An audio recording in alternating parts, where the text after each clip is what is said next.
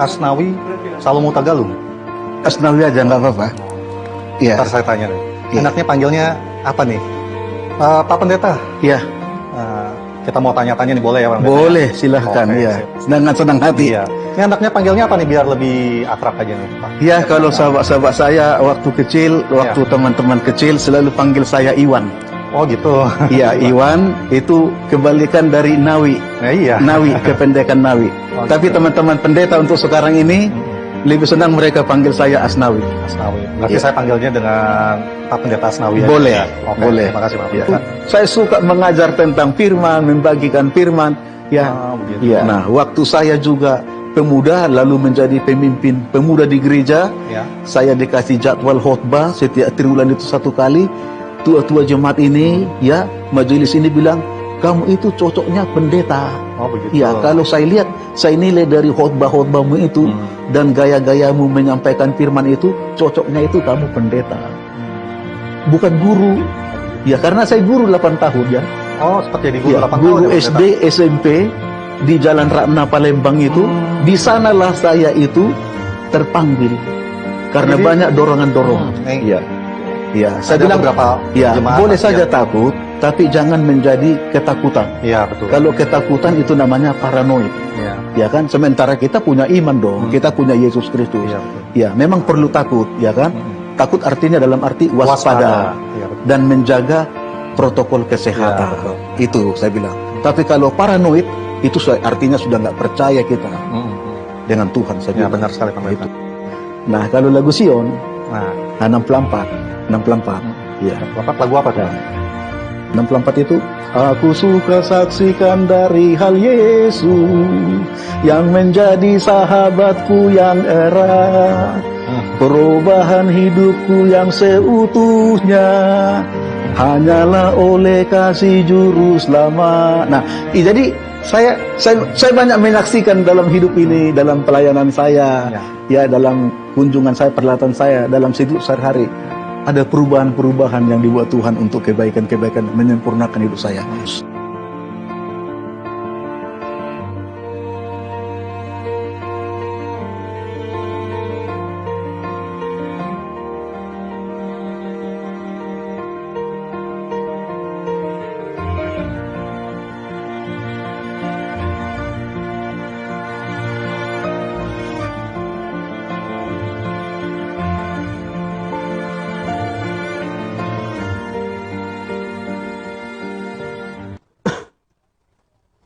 Shalom, selamat sahabat bagi para sahabat-sahabat EHM di rumah dan juga anggota-anggota Jemaat dari Ebenezer Ministry dan juga kepada saudara-saudara sekalian yang menyaksikan acara kita pada siang sahabat yang indah ini.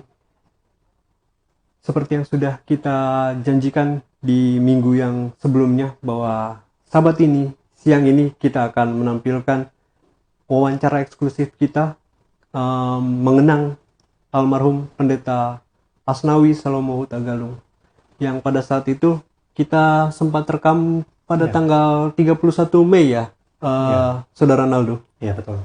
31 Mei 2021 ya, pada program acara Gembalakanlah Domba-Dombaku ya. Memang itu untuk wawancara untuk program Gembalakanlah Domba-Dombaku ya, yang seharusnya nanti tayang pada season 2.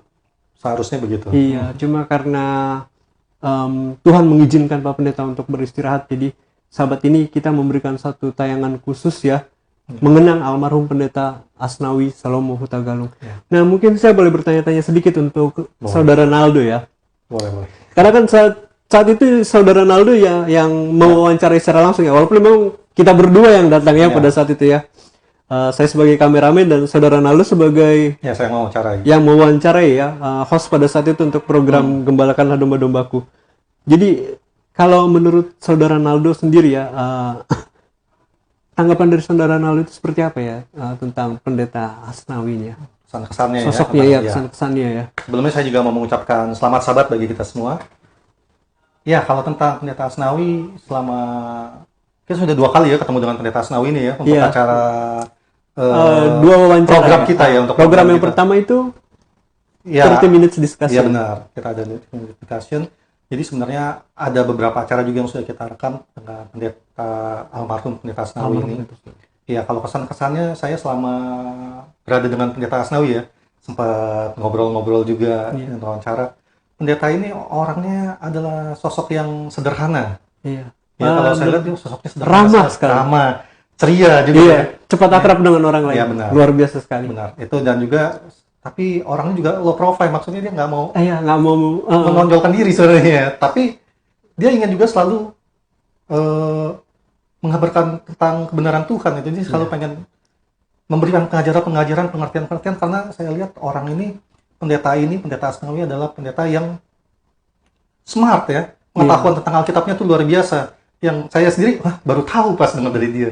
saya kaget begitu. itu pada saat yang kita makan siang ya, pada Iya, saat itu disediakan juga oleh Ibu Pendeta ya, pada Iya, saat iya. itu dibawakan makan siang dan makan siang bersama-sama dengan Pak Pendeta, sempat berbicara juga tentang ayat-ayat firman Tuhan, dan memang beliau ini salah satu pendeta yang sangat pandai dalam menjelaskan ayat-ayat firman Tuhan. Jadi kepergian Pendeta Asnawi ini adalah salah satu kehilangan ya. Kita kehilangan salah satu sosok pendeta yang juga adalah sosok guru gembala, memang luar biasa sekali. Dan mungkin ya Saudara Ronaldo yang lebih tahu ya, karena Saudara Ronaldo yang mewawancarai langsung ya pada saat Ya, itu ya. benar, waktu saya masuk. Mungkin kita bisa saksikan langsung ya. Ya, mungkin biar lebih jelasnya kita bisa langsung menyaksikan saja, karena di sini Wawancara ada ya, dari- wawancara kan ada banyak nasihat-nasihat untuk kita semua. Betul. Dan juga kita bisa mendengarkan tentang pengalaman hidup dari seorang pendeta Asnawi ya, luar Sehingga kita biasa bisa- perjuangan hidupnya. ya, kita bisa langsung mengenal sendiri dari Ya, betul sekali. wawancara ini. Jadi seperti apakah sosok dari pendeta Asnawi tersebut? Ya, mungkin kita langsung bisa menyaksikannya saja. Baik, saat ini kita sudah berada di dalam gereja Cibubur dan kita akan bertanya-tanya lebih dalam dengan pendeta Asnawi Salomo Tagalung yang sudah bersama-sama dengan kita saat ini ya. Iya. Pak Pendeta, Iya, kita mau tanya-tanya nih, boleh ya Pak Pendeta? boleh, silahkan. Oke, Iya, sip. dengan senang hati. Iya. Ini anaknya panggilnya apa nih biar lebih akrab aja nih, Pak? Ya, kalau sahabat-sahabat saya waktu kecil, waktu teman-teman kecil selalu panggil saya Iwan. Oh gitu. Iya, Iwan itu kebalikan dari Nawi. Ya, iya. Nawi, kependekan Nawi. Oke. Tapi teman-teman pendeta untuk sekarang ini lebih senang mereka panggil saya Asnawi. Asnawi. Berarti Iya. saya panggilnya dengan Pak Pendeta Asnawi aja. Boleh, Ya? Oke, boleh. terima kasih Pak Iya. Pendeta. Pak Pendeta nih, sebelum kita masuk, saya masih penasaran nih dengan gereja ini nih. Ini gereja ini kalau boleh tahu Pak Pendeta mulai mengembalakan sejak kapan? Saya menjadi gembala di jemaat Cibubur ini Januari 2020. 2020 berarti Iya. udah setahunan lah ya. Ya, baru menjalani 2 tahun lah sekarang, Oh, mau 2 tahun 2021 ya kan? Oke. Iya. Oke Pak Pendeta, seperti biasa kan kita ingin mengetahui lebih dalam. Iya. Jadi kita ingin tahu dari awal sekali nih Pak Pendeta. Iya. Pak Pendeta nih dulu pasti keluarga dulu di Sumatera Utara ya? Saya di Sumatera Utara, di Pematang Siantar. Pematang Siantar. Iya. Itu Pak Pendeta kalau boleh tahu ada berapa keluarga? Maksudnya berapa bersaudara Pak Pendeta? Saya 8 bersaudara, Oh ya. 5 perempuan, 3 laki-laki.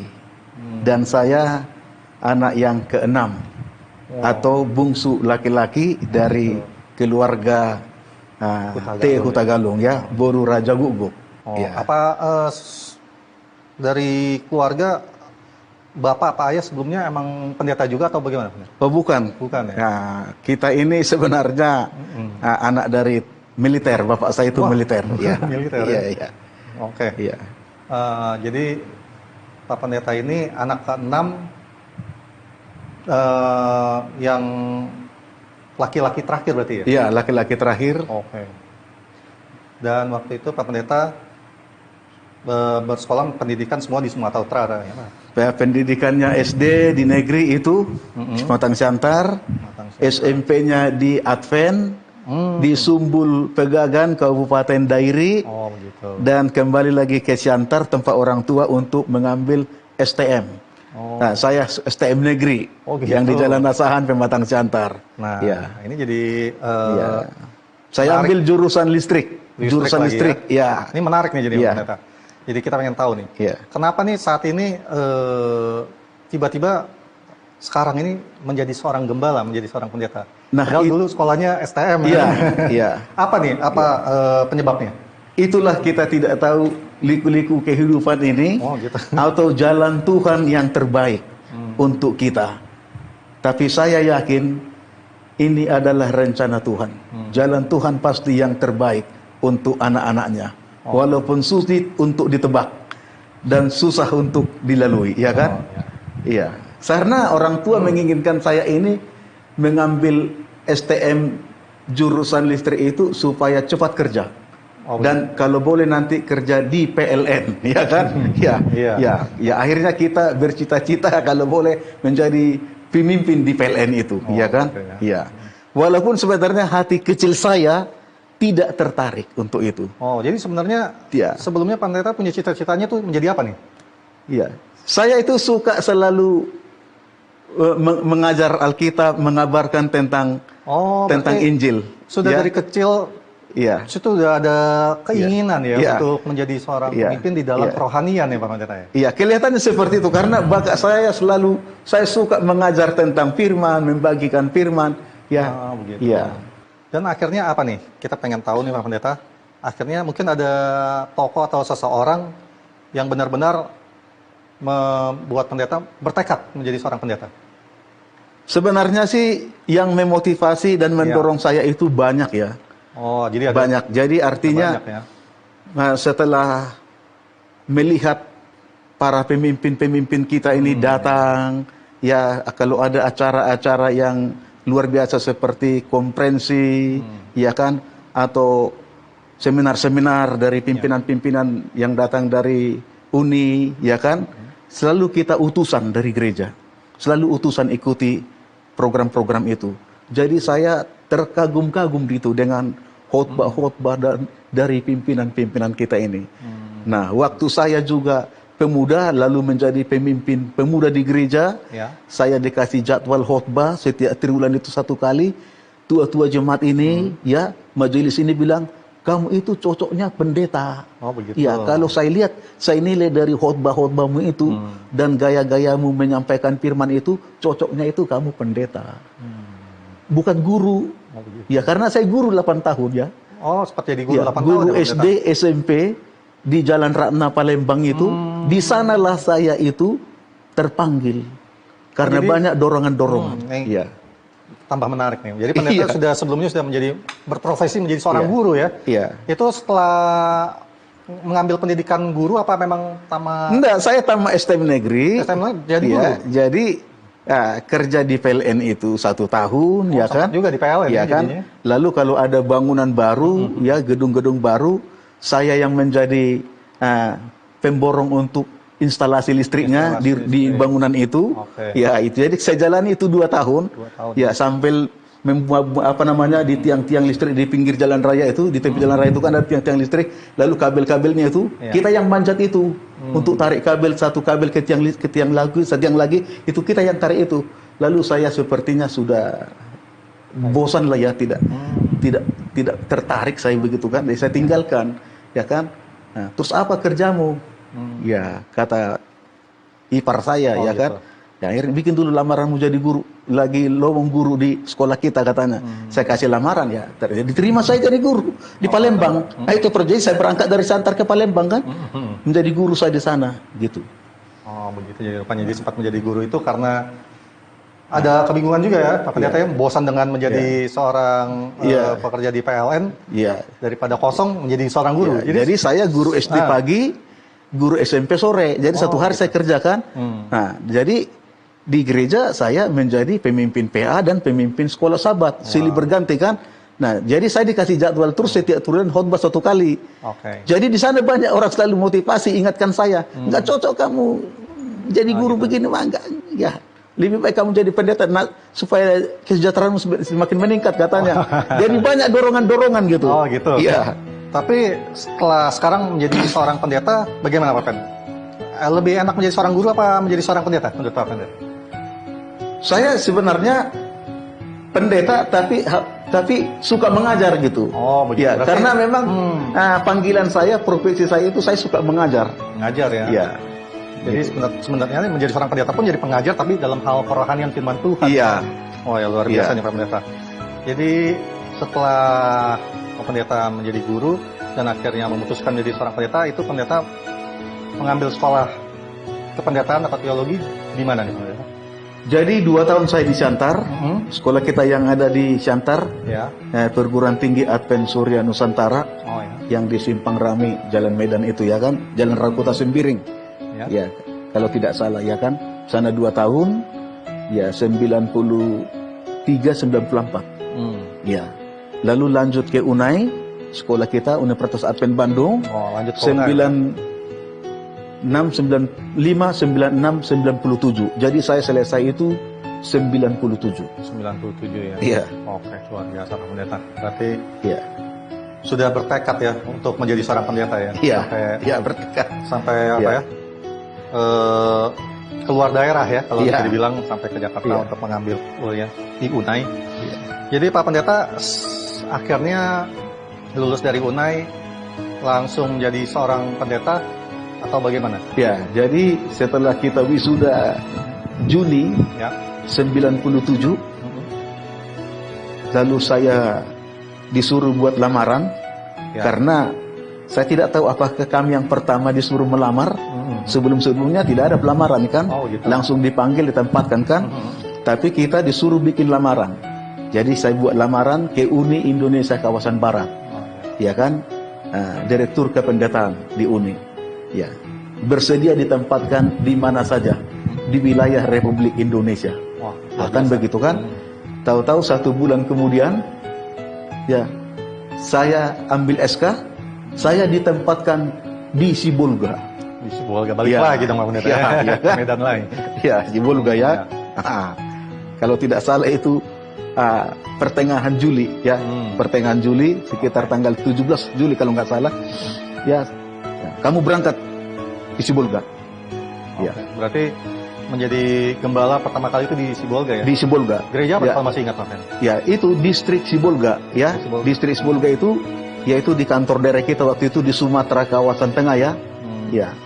Ya. Jadi di sana ada gereja besar, gereja induk, lalu ada cabangnya 2. Jadi saya lebih banyak sebenarnya melayani di cabangnya ini. Ya, tapi ini semua adalah lingkup distrik Sibolga. Jadi berarti saya distrik- gembala intern distrik Sibolga. Distrik Sibolga. Pamong saya waktu itu adalah Pendeta Binsar Sagala, yang sekarang menjadi sekretaris Uni. Iya. Dulu beliau itu Direktur Sekolah Sahabat dan Penginjilan Perorangan di Sibolga. kantor di Sumatera kawasan tengah, ya kan? Oh, ya. Lalu teman saya, pimpinan saya Gembala Distrik itu Pendeta Sudung Nenggolan, ya kan? Jadi 2 ini pamong saya ini 2 yang memberikan sama saya motivasi, ya, bagaimana berbagi pengalaman untuk memulai pelayanan jemaat. Jadi mereka yang sepertinya apa namanya itu, menuntun saya begitulah. Oh gitu. Berarti mereka yang membimbing Ya, juga. membimbing gitu ya. Ya, Tapi oke. tidak lama, hanya 6 bulan. Oh hanya 6 bulan Iya, ya? Wow, iya. luar biasa. Iya, iya. Hanya Berarti 6 bulan. Pak Pendeta Asnawi ini orangnya berarti cepat belajar ya? Iya. Bukan hanya pengajar, tapi cepat belajar juga berarti Iya. ya? Karena cuma hanya 6 bulan dibimbing sudah Iya. bisa menjadi dilepas ya? Iya. Nah terus setelah ini Pak Pendeta, kalau boleh tahu berarti sudah sampai saat ini sudah banyak pastinya pendeta menggembalakan gereja-gereja ya? Ya, lumayan lah ya. Oh, kira-kira sudah berapa gereja tuh yang pernah Jadi, pendeta gembalakan? Januari 98, Ya? saya langsung menjadi ketua distrik. Wow, Ketua distrik Silindung. Silindung. Iya, waktu itu 4 gereja kita pegang Oh, begitu. dalam satu distrik ini. Ya kan? Tarutung Kota, Sibalanga, Pancur Batu, Persingkaman. Inilah. Jadi setiap sahabat saya bergilir ini untuk melayani. Begitu juga pelayanan dan perlawatannya bergilir terus saya buatkan. Nah, 4 tahun di sana. 4 tahun. 4 gereja distrik Silindung ya. Berarti 4 gereja langsung ya? Ya, Selama lalu tahun. 2001, 2002 saya gembala distrik Pekanbaru Kota. Pekanbaru Kota Berapa gereja tuh kalau itu ada sekitar 4 gereja juga 4 gereja ya. juga. Rumbai, Oh ya. ya Palas, baru diorganisir juga menjadi gereja mandiri, lalu Melati Pekanbaru kota induknya, lalu cabangnya ada di Kandis, ya itu sekitar kalau tidak salah ya sekitar 50 kilo lah ya dari Pekanbaru. Lalu ada juga paling jauh namanya itu Bangkinang, itu 90 kilometer. Wow. Jadi pulang pergi pagi, pulang sore kalau dalam pelayanan perlawatan. Itu sudah ada kendaraan waktu itu Pak Pendeta? Ya kita masih pakai motor Supra ya? X lah ya, ada Supra ya. X. Jadi kita pergi pagi 90 km, pulang 90 km, boncengan dengan istri, ya kan? Nah, anak kita masih baby itu umur 2 tahun, ya itulah perjalanan kita seperti itu. Ya, di sana kesannya sangat menarik, ya kan? Walaupun jauh, tadi saya bilang tadi di Bangkinang itu jauh. Saya bikin KKR 1 minggu di Bangkinang. Jadi habis saya mengajar SD SMP di sekolah kita di Melati, saya berangkat jam 3 sampai di sana jam 5. Hujan lebat. Wah, kalau hujan lebat nggak bisa masuk ini ke kampung-kampung pedalaman kelapa sawit itu, ya kan? Ya. Udah tahu kita kalau kelapa sawit kan hujan udah banjir, motor lengket, becek segala macam, ya. Akhirnya sampai kita di situ apa? Saya bilang sama Pak Ketua di situ, pimpin cabang situ, tolong bantu saya bilang. Ini saya gendong-gendong anak, istri. Hujan semua banjir, saya bilang kan. Ya, akhirnya apa? Jam 8 lewat baru dimulai KKR sampai jam 10. Pulang saya dari situ ke Pekanbaru 90 km jaraknya dengan naik motor seperti itu, ya kan? Sampai di rumah itu kadang-kadang jam 1 malam. Ya kan? Dan itu saya lakukan dalam 1 minggu KKR itu. Disitulah bagi saya yang paling terkesan pekerjaan itu. Luar biasa Tuhan itu. Padahal orang bilang, kalau sudah jam 6, jangan lagi lewat jalan ini. Karena banyak di sini penggarong dan mengambil motor, mencuri motormu nanti. Begal ya. Begal motor ya. Ya, betul. Dia, apalagi sudah mulai masuk kemana? Ke dalam kelapa sawit itu katanya kan. Tapi dengan berdoa saya bilang, Tuhan tolong jaga saya. Saya ini adalah alatmu, hambamu. Hanya kepadamu kupercayakan nyawaku, istriku dan anakku yang masih kecil. Ya. Tapi selama juga dalam 1 minggu itu sampai hari Sabat tidak ada apa-apa. Jadi luar biasa Tuhan itu. Ya, Tuhan ya, luar biasa. Jadi mengobati luka-luka saya itu, Tuhan selalu buat pekerjaan saya itu berhasil. Tapi pekerjaan itu bukan saya yang melakukannya supaya berhasil. Tuhan itulah yang berhak mendapatkan keberhasilan, ya kan? Ya. Ada jiwa, cabang didirikan, lalu berdiri. Ada bantuan untuk mendirikan rumah ibadah. Lalu cabang yang satu lagi diorganisir, menjadi gereja induk. Di situ juga susah. Ya, orang Melayu semua di sana. Banyak gereja-gereja dibakar situ. Gereja-gereja Pantekosta dibakar itu semua kan? Ya, saya tahu ada 8 gereja dibakar situ. Gereja kita juga sebenarnya dibakar juga. Oh, dibakar juga? Iya. Ya, mereka yang Melayu ini ya kan, tapi kita dirikan lagi kan. Nah, dari papan-papan kan, dari papan-papan atapnya rumbia itu, atap daun apa namanya, atap pohon rumbia itu kan. Dibakar lagi tuh kan. Nah, tapi gereja kita hanya 1 kali dibakar, gereja mereka sampai 3 kali dibakar kan. Nah, setelah bosan mereka membakar, baru kita dirikan yang permanen.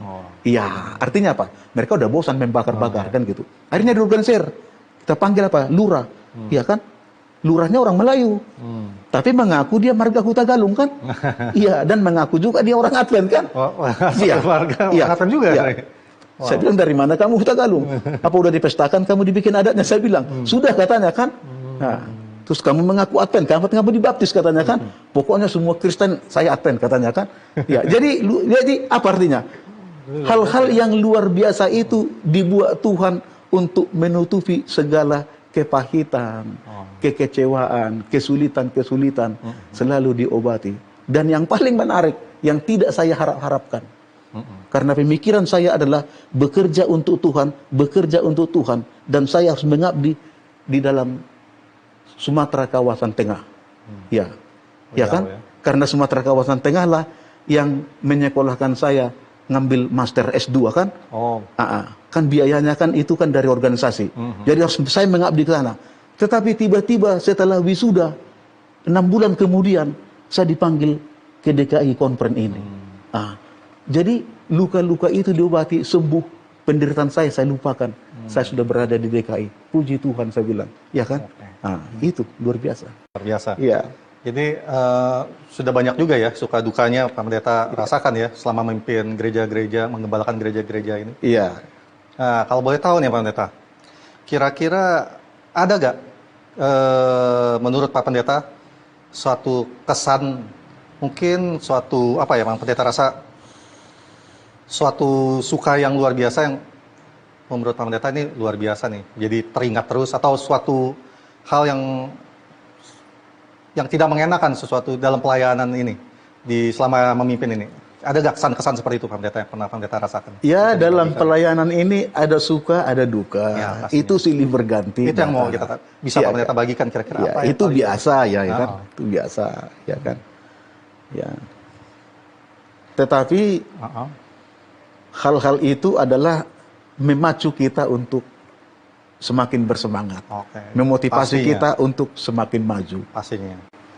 Baik, kita sudah mendengarkan suatu pengalaman yang luar biasa dari Pendeta Asnawi Salomon Tagalung. Tadi sudah menceritakan ada suka duka di mana dalam mengembalakan selama di Sumatera Tengah ya Pendeta ya. Iya, Itu ada hal-hal yang tidak mengenakan sebagai seorang pelayan, tetapi juga ada hal-hal yang membuat pendeta merasakan suatu kebahagiaan, ada pertolongan Tuhan di situ ya, yang bisa membuat pendeta merasa terobati dengan segala hal-hal yang mungkin tidak mengenakan perasaan seorang menjadi sebagai gembala di tempat itu pada waktu itu. Baik, saya mau melanjutkan lagi nih menanyai tentang Pak Pendeta. Ini kita mau menggali lebih dalam lagi nih. Iya. Sisi lain dari seorang pendeta, Iya. karena tadi saya mendengar Pak Pendeta dalam pelayanan dari satu gereja ke gereja lainnya selama di Riau Iya, tuh ya, iya. melewati perkebunan Iya. sawit ya. ya, keburungan sawit. Itu bersama ya. seorang istri. Iya. Iya. Seorang istri mengikuti kemana-mana Pak Pendeta dengan waktu itu Pak Pendeta hanya memakai motor ya, Iya, motor, tadi. Supra X, Wah, ya. Supra X luar biasa. Ah. Ini seorang istri yang setia berarti menemani seorang Pak Pendeta. Kalau boleh tahu nih Pak Pendeta, bertemu dengan istri ini di mana sebenarnya? Kita bertemu dengan pacar saya. Ya, mantan Ya. pacar ya. Ya.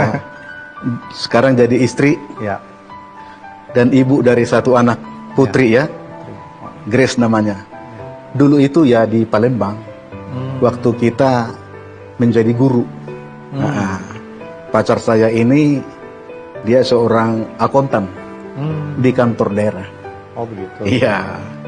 Ya, namanya Jenny Manawan ya kan. Oh ya. Nah, di situ kisah cinta kita.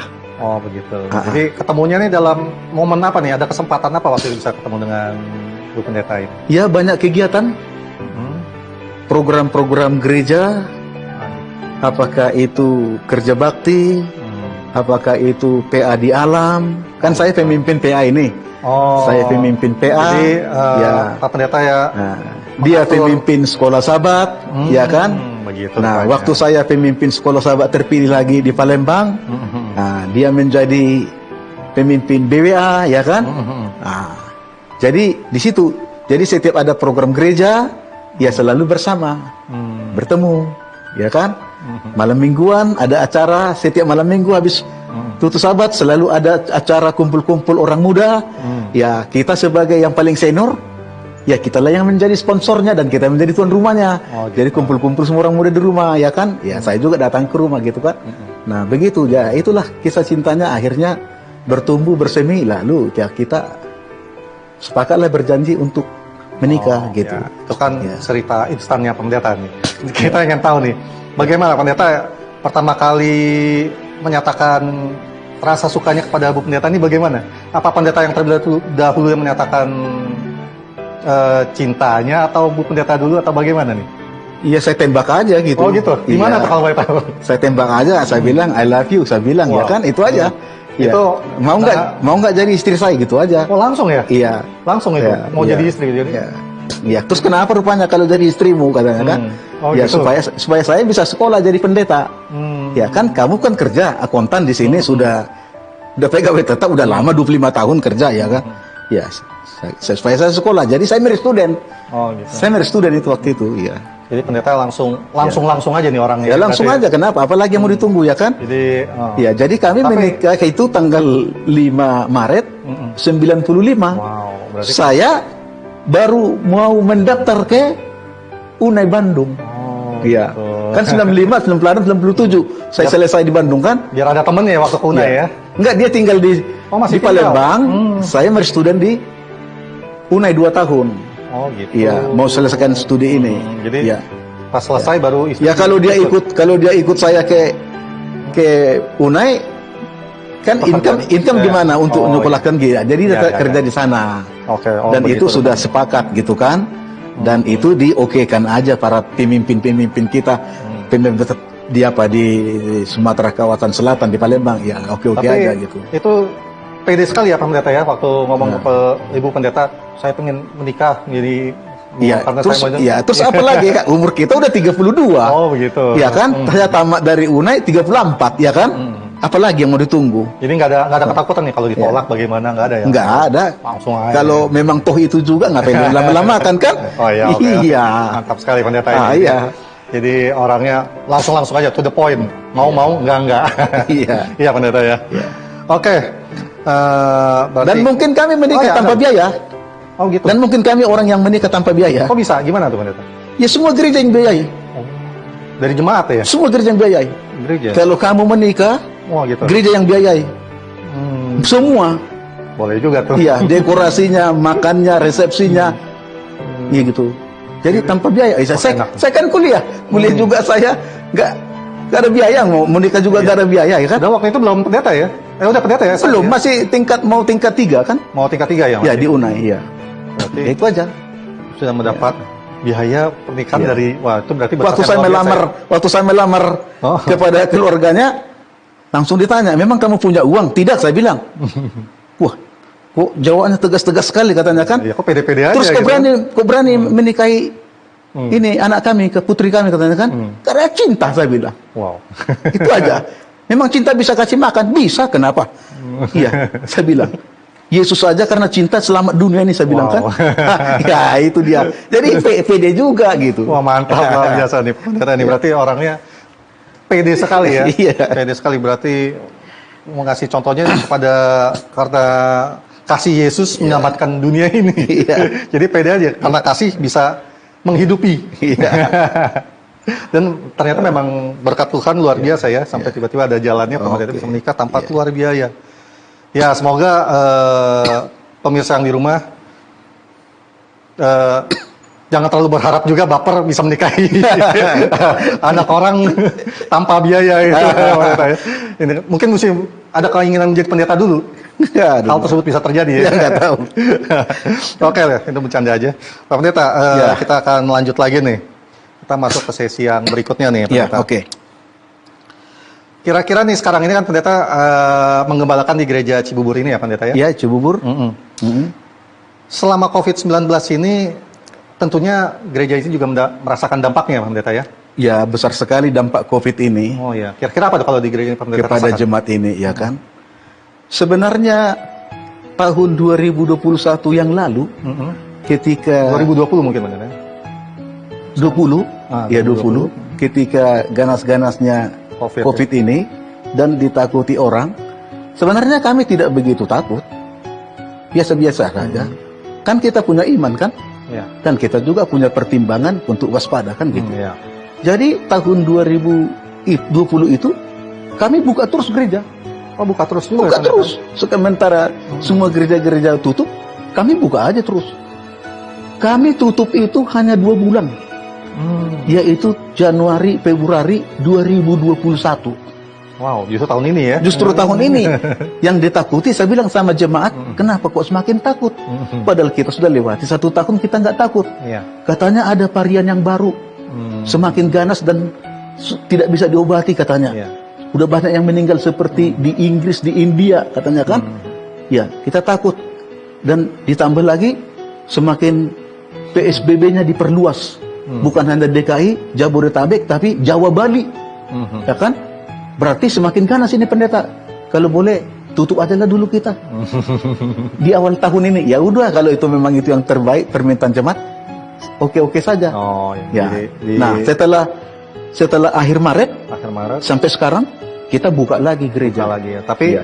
pastinya tetap ada dampaknya Pendeta ya. Tetap ada Ya, dampaknya. pasti Ya, saya ada bilang beberapa ya, jemaat boleh yang- saja takut, tapi jangan menjadi ketakutan. Iya, betul. Kalau ketakutan itu namanya paranoid. Iya. Ya kan? Sementara kita punya iman dong, kita punya Yesus Kristus. Iya, betul. Ya, memang perlu takut, ya kan? Takut artinya dalam arti waspada, Ya, betul. dan menjaga protokol kesehatan. Ya, betul. Itu saya bilang. Tapi kalau paranoid, itu artinya sudah nggak percaya kita dengan Tuhan. Saya Ya, bilang. benar sekali Pak Pendeta. Itu. Berarti sekarang ini gereja sudah buka seperti biasa Sekarang ya, ini di buka, setiap iya. Sabat ya. Buka. Anak-anak dan orang tua yang usia 70-an datang ke gereja. Oke. Tidak ada masalah, tetap jalan protokol Tapi kesehatan. protokol ya saya juga lihat ini Iya. jaraknya luar biasa di sini benar-benar dijaga. Ini Hanya waktu COVID itu rata-rata 50-60 yang hadir di gereja itu, sekarang ini paling 35, oh ya. 35-40. Iya. Karena jarak bangku juga kan. Iya, karena kapasitas juga jadi berkurang ya Batas Pendeta, ya. bangku ini sekarang yang hadir ini sekarang hanya 40. Oke. Ya. Tapi yang pasti tetap ya Pak Pendeta ingin agar umatnya di sini tetap beribadah seperti biasa di hari Sabat ya. Karena sudah kita coba Ya. waktu 2 bulan itu lewat Zoom online, umat-umat bilang kayaknya nggak bermakna. Ibadah itu tidak bermakna, tidak berkesan. Rohani itu juga sepertinya nggak kuat, semakin lemah. Iya. Jadi lebih baiklah kita kembali lagi ke gereja, kalau bertemu ada sedikit kekuatan katanya. Ya, benar. Iya, ya makanya kita kembali. Karena sebenarnya sih kalau menurut saya Pak Pendeta apa nih? Kita beribadah bertemu dengan umat-umat saudara-saudara kita yang satu iman itu bisa saling menguatkan, lebih saling menguatkan. Interaksinya lebih terasa ya. Kita bisa berjabat tangan, kita bisa bersentuhan. Ya mungkin tapi tetap dengan protokol kesehatan kita dengan memakai hand sanitizer terlebih dahulu. Itu berbeda dengan hanya kita bertatap muka saja di layar kaca seperti dengan Zoom seperti itu. Mungkin sesekali boleh, tetapi kalau terus-terusan rasanya ada sesuatu yang hilang gitu ya. Tapi saya bilang sama jemaat saya, sebagai sebuah pemikiran baru, paradigma baru ya, saya bilang ini latihan. Tuhan itu baik. Kasih sama kita latihan. Bagaimana untuk hidup bertuhan, hidup menyembah Tuhan di dalam kesendirian, keterasingan tanpa persekutuan perkumpulan orang percaya di gereja. Oh begitu. Maksudnya apa katanya? Maksudnya ini latihan, bisa jadi 2-3 tahun latihan, karena nanti kalau sudah datang kesusahan yang besar atau kepicikan Yakub yang dikatakan oleh Ellen G. White, kan orang sudah lari ke hutan-hutan kemana-mana terpencil semua. Bukan berarti kita nggak bertuhan. Jadi artinya apa? Menyembah Tuhan masing-masing secara pribadi kepada Tuhan. Jadi tanpa ada lagi perkumpulan. Jadi ini latihan saya bilang. Latihannya ya. Latihan supaya kita terhubung terus menyembah Tuhan. Jangan jadi lemah iman saya bilang. Nah itu saya bilang. Ya kan?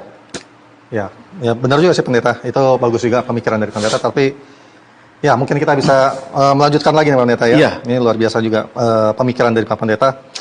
Jadi kira-kira Pak Pendeta selama di Cibubur ini atau selama menggembalakan di gereja-gereja yang pernah Pak Pendeta gembalakan, ada nggak target-target khusus yang mungkin ingin Pendeta capai di dalam setiap gereja? Atau terlebih khusus mestinya kalau di gereja Cibubur ini mungkin ada target khusus yang Pendeta ingin capai? Oh, sudah jelas ada ya. Ada ya? Sudah jelas ada. Ya, karena kita kan seorang pendeta yang visioner ke depan. Ya kan? Dan kita memiliki ekspektasi kepada gereja-gereja itu. Ya kan?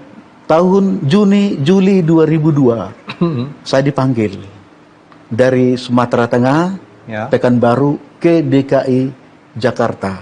Ditempatkan saya di perkumpulan orang percaya di Tangerang. Ya, tidak lama, hanya 6 bulan gereja itu kita organisir. Kumpulan orang percaya, Tangerang Harmoni namanya. Itu yang sekarang Jemaat Tangerang Harmoni. Saya di sana hanya 1,5 tahun. Lalu saya pindah ke Serang. Ya. Jadi di setiap gereja itu saya pindah ke Serang, lalu kemudian 2 tahun pindah lagi ke Gelam Jaya, 4 tahun di sana. Dari Gelam Jaya 2011 pindah lagi 4 tahun di Ragunan. Dari Ragunan pindah lagi ke Malaka Jaya 2 tahun di sana ya, dan 16-17 lalu di Kiwi 18-19 ya. Nah, 3 tahun sana, 16, 18, 19. Lalu 20, 21 saya di sini. Setiap gereja itu saya selalu bilang sama umat, kita buat seminar, kita buat motivasi, kita buat diskusi Bible study ya. kita bagi-bagi apa. Jadi saya setiap sabat itu selalu aktif bikin seminar. Ya, memotivasi umat. Dan berbagai seminar. Dan seminarnya tidak hanya melulu Alkitab, ya, enggak melulu Roh Nubuat. Oh, ya. Pokoknya kita bagi. Seminar sahabat ini seminar penata layanan, sahabat depan seminar kepemudaan, sahabat depannya seminar penginjilan, sahabat depannya seminar roh nubuat, ya.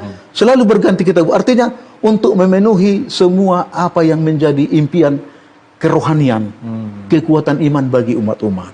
Nah, di sini juga saya bilang sama umat, ya, saya ini bukan pendeta yang biasa-biasa, saya bilang. Saya banyak ilmu, saya banyak pengalaman, bukan pendeta yang baru tamat, yang masih beradaptasi lalu menjajaki sesuatu, enggak. Saya ini sudah 24 tahun dalam pelayanan, dan saya ini selalu rajin untuk buat seminar. Saya mau gereja di sini kita jangan tidur. Saya mau seminar. Berarti pendeta ingin tiap jemaat ini yang pendeta gembalakan itu mempunyai standar pengetahuan ya tentang rohani maupun pelayanan, baik pemuda maupun orang tuanya. Jadi luar biasa sekali Pak Pendeta nih. Mempunyai standar yang ingin dicapai, yaitu tingkat pemahaman, tingkat pengertiannya secara rohani kepada jemaatnya. Luar biasa Pak Pendeta. Saya jadi pengen lagi bertanya nih Pak Pendeta ya. Ini yang tadi nih Pak Pendeta. Karena saya belum dapat sebenarnya orangnya siapa. Pak Pendeta bilang hanya banyak tadi yang orang yang menginspirasi Pak Pendeta untuk menjadi pendeta sekarang ini. Tetapi saya ingin tahu, pasti adalah satu orang yang benar-benar membuat pendeta itu, tokoh yang membuat pendeta benar-benar, wah saya ingin menjadi seorang pendeta. Itu ada nggak Pak Pendeta? Oh, jelas ada. Oh, ada kan ya Pendeta? Jelas Siapa ada. kalau boleh tahu? Ya, tentunya kita tidak sadari dan kita tidak tahu pekerjaan Roh Kudus, ya kan begitu. Karena pekerjaan Roh Kudus ini kan selalu yang terbaik untuk kita, ya kan? Iya. Jadi yang satu tokoh dari pendeta yang saya kagumi di gereja kita adalah pendeta Hizkia Misah. Oh, pendeta Misah ya? Iya. Ya kan, HI Misah, ya kan? Kalau tidak salah Hizkia Israel Misah namanya, ya kan? Itu saya kagumi. Kenapa? Pembawaannya tenang, percaya diri, yakin, ya kan? Khotbahnya luar biasa, bobotnya, ya kan? Intonasi suaranya juga, lalu gayanya khotbah itu sangat menarik saya sekali. Jadi saya bilang dalam hati saya, boleh nggak saya seperti dia? Terinspirasi ya, ingin menjadi. Saya terinspirasi, saya terkagum-kagum, boleh nggak sih? Nah, itu untuk pendeta. Untuk anggota jemaat. Ada juga pendeta. Siapa itu? Almarhum, udah meninggal. Almarhum Justin Aritonang. Dia orang yang tokoh yang dikagumi, ya, yang disegani di Palembang. Untuk gereja kita, untuk Sumatera kawasan selatan, ya. Dia bilang nggak cocok kau di sini. Nggak cocok kau di sini. Oh, itu orang yang bilang ke pendeta itu. Di gereja ini kamu nggak cocok, hanya pemimpin. PA, pemimpin sekolah sahabat, nggak cocok, nggak cocok. Nggak cocok kamu guru, nggak cocok. Ya, cocoknya di mana? Tulang, saya bilang. Saya panggil tulang. Ya, karena mama saya Aritonang, ya kan? Nah, dia juga Aritonang kan? Pergi kamu sekolah, harus pendeta. Oh gitu ya? Iya. Harus. Jadi saya semakin dikuatkan dan didorong untuk itu. Nah, lalu banyak lagi suara-suara dari yang lain-lain. Ya, kalau saya lihat kamu khotbah, menyampaikan firman, ya, bobotnya kayaknya kamu sudah pendeta. Ya. Karena yang pendeta saja baru tamat dari UNES saja, cara eksposisi Alkitabnya khotbah nggak begitu katanya. Oh, masa iya? Iya katanya kan. Jadi saya yakin ini hanya memotivasi saya, mendorong saya. Iya. Wah, luar biasa ya. Berarti ada dua tokoh ya. Pendeta. Ditambah lagi waktu itu ketua daerah. Wah, ketua daerah pendeta LP Simanjuntak. Oh iya. Kenapa itu pendeta bisa? Nah, saya bilang, Pak, ini surat pengunduran diri saya. Saya mengundurkan diri jadi guru. Loh, karena dia merangkap direktur pendidikan. Ketua daerah merangkap direktur pendidikan. Jadi saya menyampaikan, kenapa katanya? Saya mau sekolah pendeta. Memang udah lama itu dalam hati saya katanya. Memang gak cocok kau jadi guru sini. Gak ada gajimu. Makan apa kau kan? Oke, saya terima surat pengunduran dirimu. Mari kita berdoa, kita berlutut. Berangkat kamu ke UNAI katanya. Itu waktu itu ya. Begitu ya, Ya. pendeta ya. Jadi semakin banyak yang menyemangati saya, ya semakin berapi-api juga semangat saya kan begitu kan? Ya luar biasa ya. Berarti ada orang-orang yang tunut Roh Kudus yang akhirnya juga menjadi inspirasi ya buat Pak Pendeta ya. Iya. Oke, Pak Pendeta, ini kita kembali ke pengalaman pendeta nih ya, apa yang pendeta rasakan. Ini mungkin kan tadi pendeta sebagai seorang pelayan ya, yang pendeta rasakan suka duka.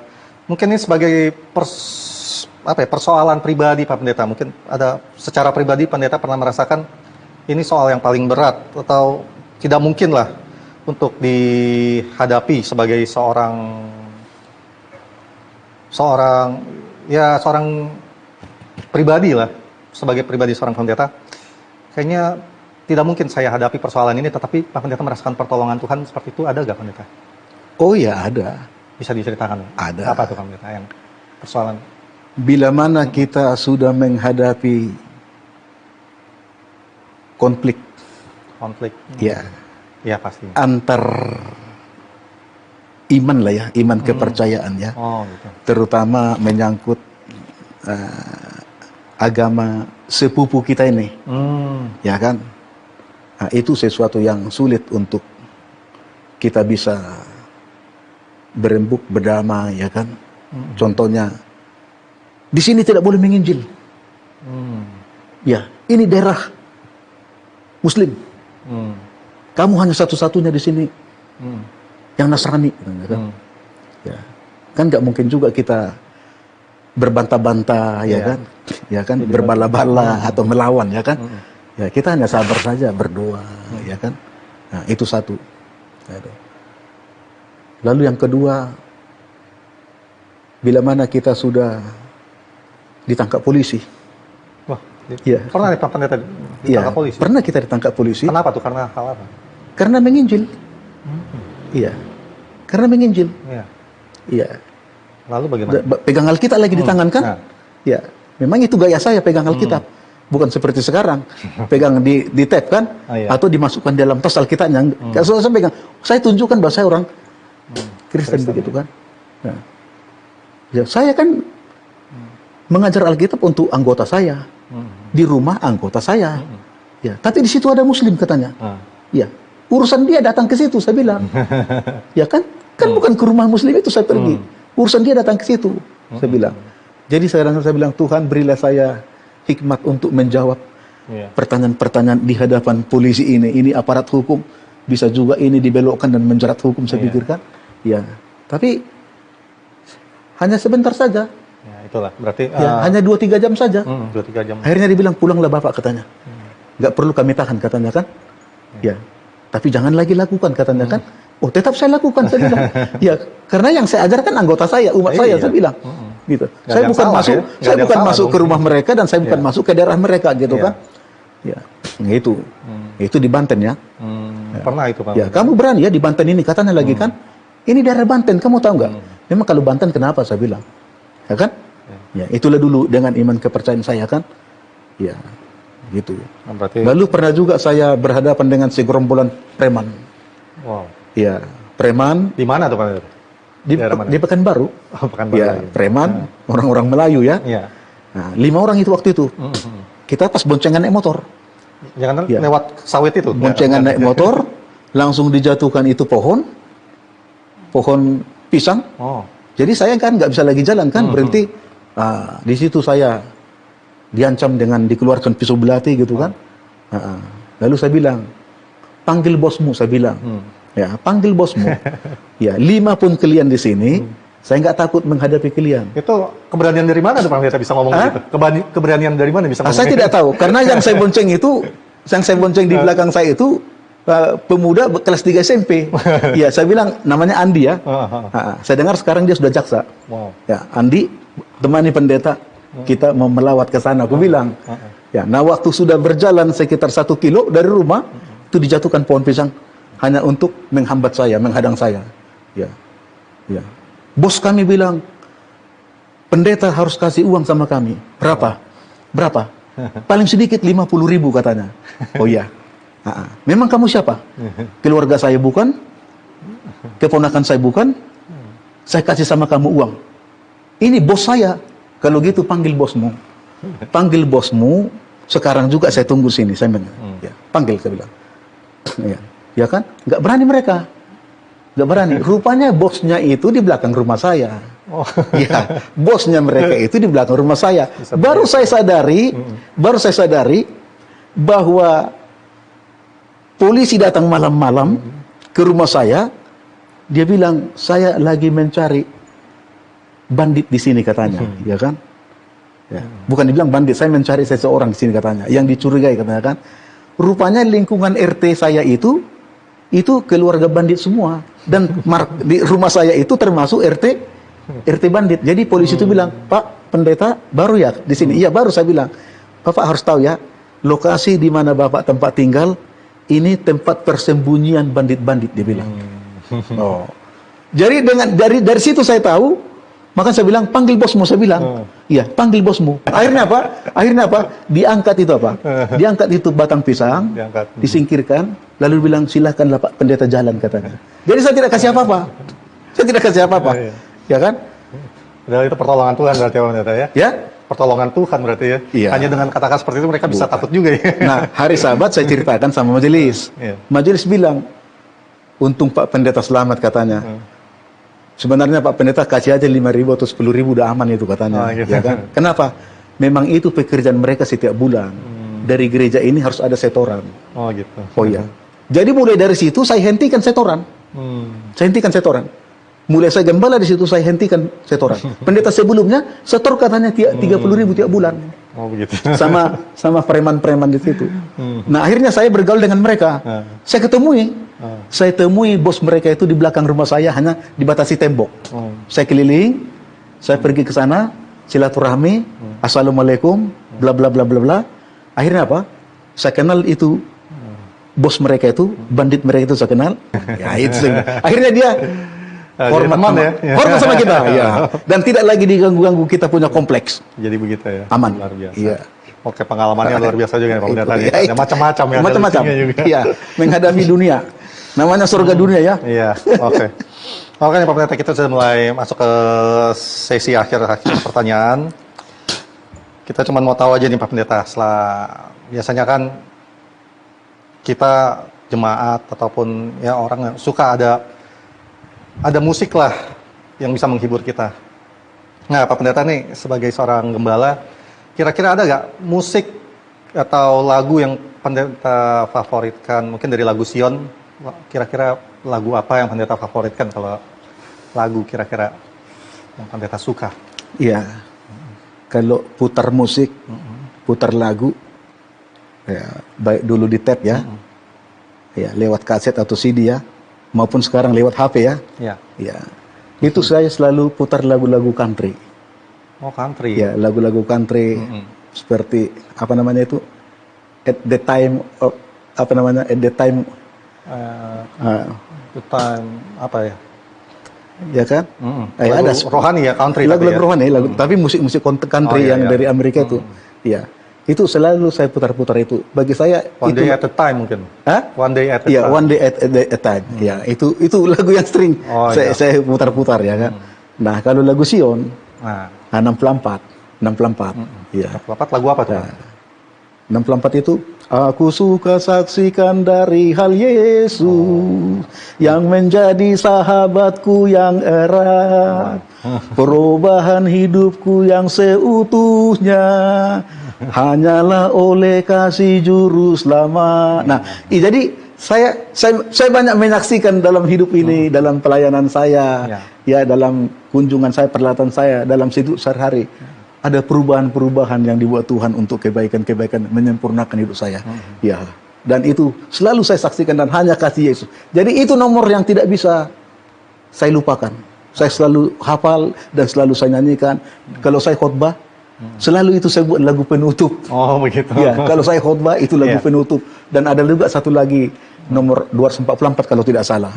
Ya, jadi kalau ini 64 pembuka, 244 penutup. Atau sebaliknya 244 pembuka, 64 ini penutup. 244 itu apa itu? Apa? Tahu nggak ya apa itu ya? Lah, apa lagu kesan? Apa 244? Ya, itulah mungkin. Ya, ya. Selain musik nih, Pak Pendeta, kita ingin tahu juga, Pak Pendeta, ayat kesukaan dari Pak Pendeta nih. Kira-kira pasti ada dong sebagai seorang gembala, ayat kesukaan Pak Pendeta. Kalau ayat-ayat itu, ya banyak sih.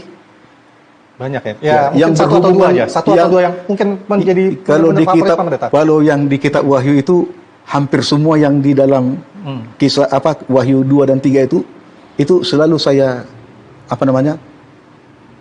suka. Yang barang siapa menang, dia akan kududukkan di tahtaku itu kan, dan menjadi Kenapa Pak Pendeta suka? pemiris. Itu kan salah satu janji kemenangan untuk jemaat yang sisa kan, Laodikia kan, di Wahyu pasal 3 ayat 21 itu kan. Nah, di tempat yang lain dikatakan, barang siapa menang, engkau akan kujadikan soko guru, katanya kan. Nah, barang siapa menang, namamu akan dituliskan dengan di batu baru dengan tulisan tinta emas, atau pakaikan jubah putih dan makan manna, katanya kan. Itu kan janji-janji kemenangan bagi orang yang beriman. Itu saya suka. Tapi yang paling saya suka itu adalah Matius pasal 7 ayat 21. Matius pasal 7 ayat 21. Apa itu?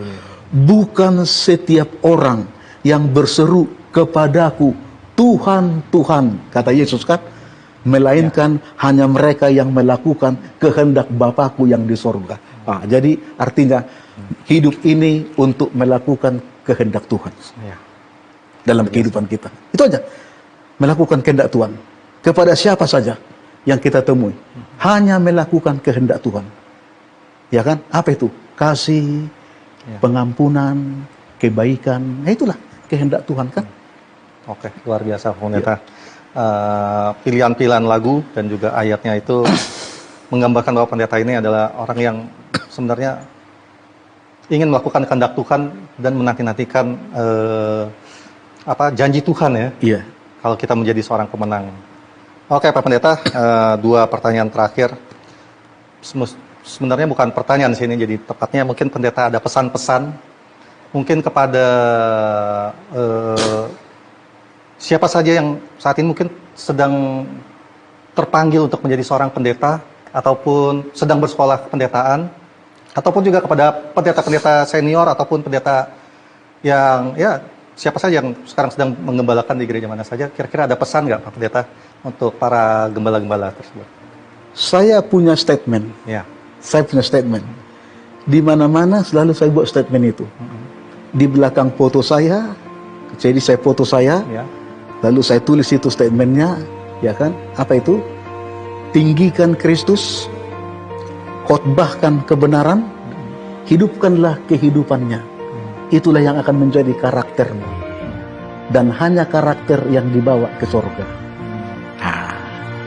Saya pikir itu inti dari pengajaran kekristenan kita, iman kita. Jadi bagi jemaat, kaum awam, anggota gereja, marilah kita hidup selalu di dalam perbuatan baik, ramah tamah, membagikan kasih, dan menaburkan kebajikan-kebajikan tanpa mengharapkan sesuatu. Tuhan pasti memberikan yang terbaik untuk kita.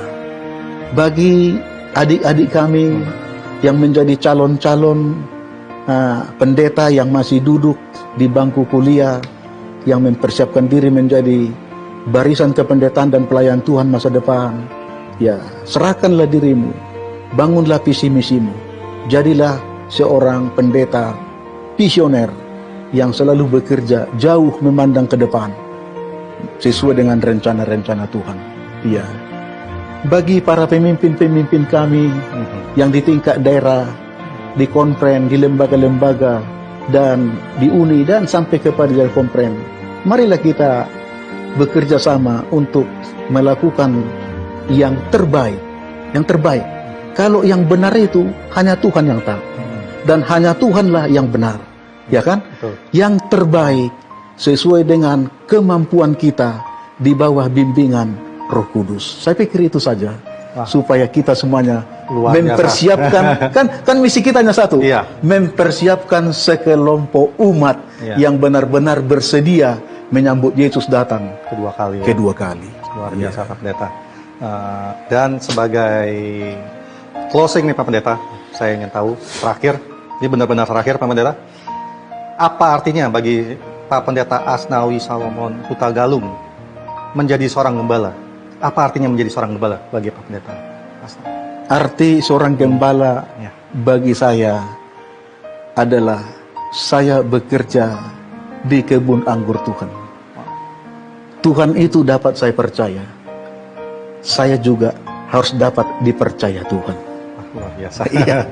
Luar biasa. Iya. Itu aja Pendeta ya. Iya, itu aja, singkat aja. Singkat dan padat berarti memang benar.